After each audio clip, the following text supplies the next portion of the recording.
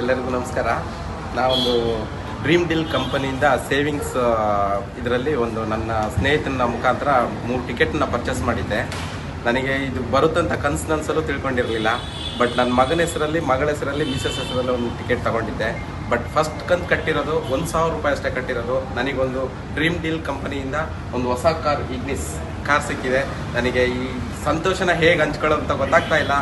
But ತುಂಬಾ ಖುಷಿ ಆಗ್ತಾ ಇದೆ. ಸರ್, ನೀವು ಬಾಕಿ ಇರುವಂತಹ ಗ್ರಾಹಕರಿಗೆ ಏನು ಹೇಳಲಿಕ್ಕೆ ಇಷ್ಟಪಡ್ತೀರಾ? ನೀವು ಬಾಕಿ ಇರುವ ಗ್ರಾಹಕರಿಗೆ ಏನು ಇಷ್ಟಪಡ್ತೀನಿ ಅಂದರೆ, ಈ ಡ್ರೀಮ್ ಡೀಲ್ ಅನ್ನೋ ಕಂಪನಿ ಏನಿದೆ ಇದರಲ್ಲಿ ಯಾವುದೇ ಥರದ ಮೋಸ ಇಲ್ಲ ಅನ್ನೋದು ನನ್ನ ಮನಸ್ಸಿಗೆ ಬಂದಿದೆ. ಇದ್ರ ಬಗ್ಗೆ ಏನೂ ಗೊತ್ತಿರಲಿಲ್ಲ. ಬಟ್ ನಾನು ತಗೊಂಡ್ಮೇಲೆ, ನನಗೆ ಪ್ರೈಸ್ ಬಂದಮೇಲೆ ನಾನು ಏನು ತಗೊಂಡಿದ್ದೀನಿ ಅದ್ರ ಬಗ್ಗೆ ನನಗೆ ತುಂಬಾ ಕಾನ್ಫಿಡೆನ್ಸ್ ಇದೆ. ಡ್ರೀಮ್ ಡೀಲ್ ಕಂಪನಿ ಬಗ್ಗೆ ನನಗೆ ತುಂಬಾ ಹೋಪ್ ಇದೆ. ತುಂಬ ಥ್ಯಾಂಕ್ಸ್. ಮತ್ತೆ ಉಳಿದ ಗ್ರಾಹಕರಾಗಲಿ, ಅವ್ರು ತಗೊಂಡಿರೋರಾಗಲಿ ಇನ್ನೂ 4 ಜನ ಕೇಳಿ ಅವರಿಗೂ ಒಳ್ಳೆಯದಾಗಿದೆ ಅಷ್ಟೇ. Thank you sir.